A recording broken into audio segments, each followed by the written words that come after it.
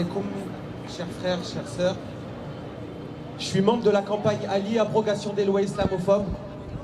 Et j'aimerais en mon nom, et au nom de tous les militants de la campagne Ali, remercier les organisateurs pour leur invitation à cet événement.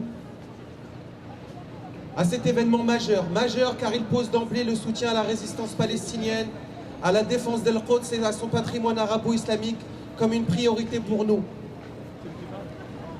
Majeur car cet événement est autonome dans son organisation, sa dynamique politique et ses références, qu'elles soient culturelles et religieuses. Tout d'abord, je commencerai par expliquer pourquoi nous faisons à la campagne d'abrogation des lois islamophobes le rapprochement entre la lutte du peuple palestinien et l'islamophobie. Puis j'aimerais rappeler le rôle important de la résistance en Palestine et notre résistance à nous ici en France, notamment lors des manifestations de l'été dernier, lors des massacres de Gaza. Je rappellerai aussi le rôle qu'a pris la campagne Ali pour aider les personnes arrêtées lors de ces manifestations. Pourquoi le gouvernement français a-t-il interdit nos manifestations?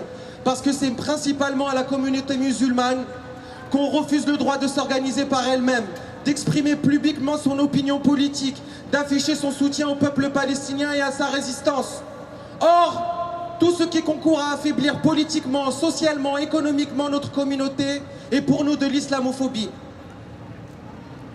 La question n'est pas de dénoncer l'islamophobie pour dire que les musulmans sont des victimes,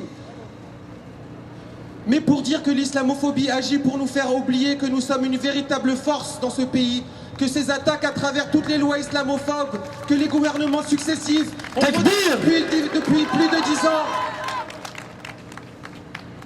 que ces attaques à travers toutes les lois islamophobes que les gouvernements successifs ont voté depuis plus de 10 ans contre les musulmans sont là parce que l'État et une certaine frange de la population sont effrayés par cette force qu'ils veulent domestiquer à tout prix.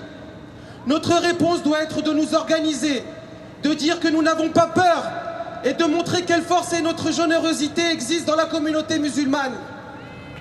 En plus du fait que j'ai été personnellement arrêté et condamné en comparution immédiate à 10 mois de sursis dans un procès politique, le soutien aux personnes arrêtées lors des manifestations pour Gaza de l'été 2014 nous a paru à la campagne d'abrogation des lois islamophobes évident pour plusieurs raisons. L'histoire de Mohamed, que vous êtes plusieurs à connaître et qui a été diffusée à travers la presse, il a 23 ans, il a été arrêté en marge de la manifestation du 13 juillet 2014 à Paris.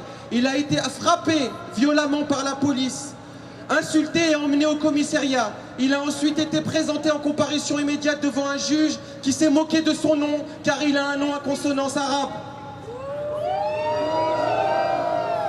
Ils se sont moqués, comme ils ont dit, de son accoutrement car il portait ce jour-là une djellaba.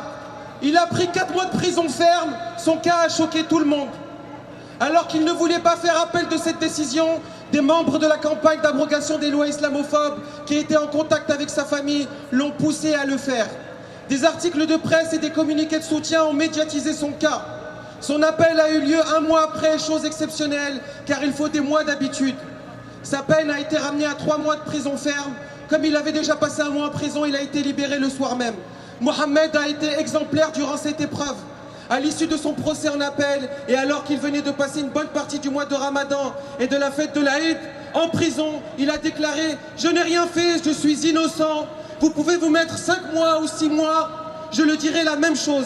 J'ai été arrêté parce que je suis musulman et parce que je manifestais pour la Palestine. » Son comportement force le respect de tous. Et pour défendre nos prisonniers comme en Palestine, ici en France, nous avons organisé une collecte et je vous invite à y participer sur le site Aoun ou bien aller sur le site internet de la campagne ou sur le site Facebook de la campagne d'abrogation des lois islamophobes. Il est important, et je terminerai là-dessus, pour nous à la campagne d'abrogation des lois islamophobes de rappeler que la lutte palestinienne ne peut être dissociée de notre lutte contre l'islamophobie dans ce pays. Lorsque nos frères et nos sœurs en Palestine bravent les checkpoints, les humiliations quotidiennes pour aller étudier, défendre leurs terres et travailler, ils résistent.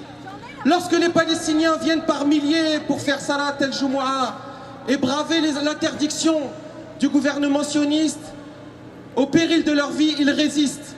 Lorsque les Palestiniens n'oublient jamais leurs prisonniers dans leur doua, dans leur lutte héroïque, ils résistent.